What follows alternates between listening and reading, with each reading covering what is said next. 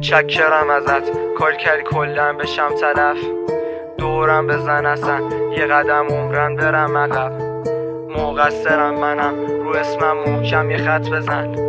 نوبت به من رسید، قصه‌ام فوراً به سر رسید.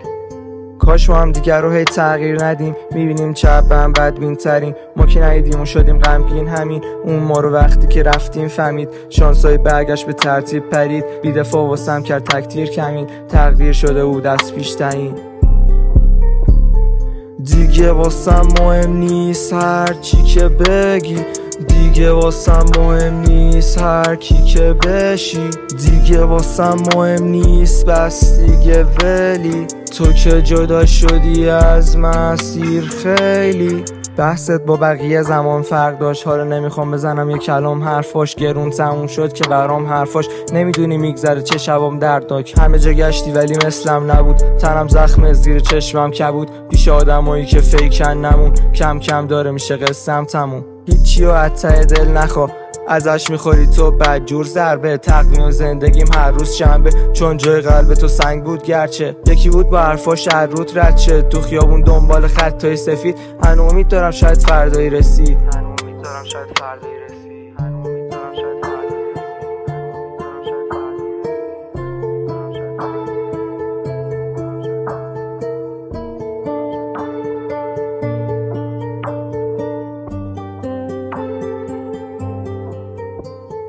دیگه واسم مهم نیست هر چی که بگی، دیگه واسم مهم نیست هر کی که بشی، دیگه واسم مهم نیست بس دیگه. ولی تو که جدا شدی از مسیر خیلی.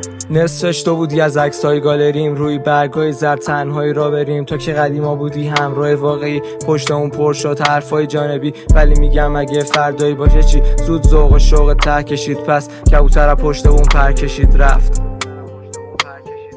پات وایساده من تو روز بعدت، نایده گرفتی من رو شعور کمت. من نه ولی میکنه غرور شبت، گردنت نمیگیره بلوز برت. چند سالی گرفتیم فاصله هستم، خورده خورده بشه رابطه کمرنگ. موجی بودم مثل ساحل بندر، پایین قصه شد قاتل قلبم. تک تک خیابونا خاطره داشتیم، فرباته ایکان حاضر آشتی. رفتی میخورد تو مسایه کاشکی، دو قطب امنام به هم دافعه داشتیم. تو دیر اومدی آرزود رفتی، اینجا نیستی شده آسمون برفی. گفتی نداره که آرزود سخفی، از اولم نداشت خوابمون عکسی.